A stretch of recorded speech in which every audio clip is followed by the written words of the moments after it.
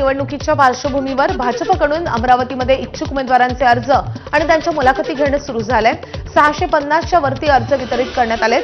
विशेष म्हणजे यावेळी 50% महिलांना संधी देण्यात आल्याचं मोठ्या प्रमाणावर महिलांची सुद्धा गर्दी पाहायला मिळते। भारतीय जनता पार्टीच्या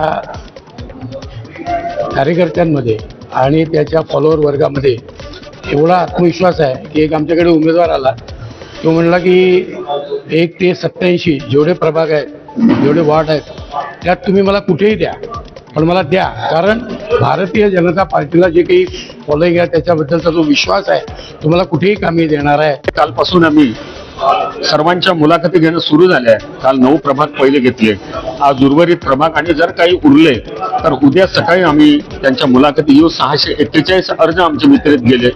आतापर्यंत या क्षणापर्यंत जवळजवळ 350 पेक्षा जास्त इच्छुक उमेदवारांच्या मुलाखती आम्ही या ठिकाणी घेतलेल्या आहेत।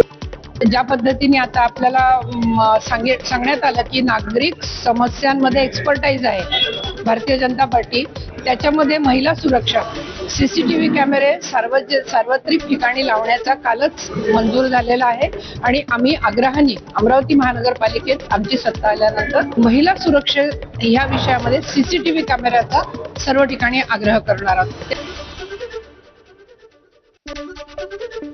नाशिकच्या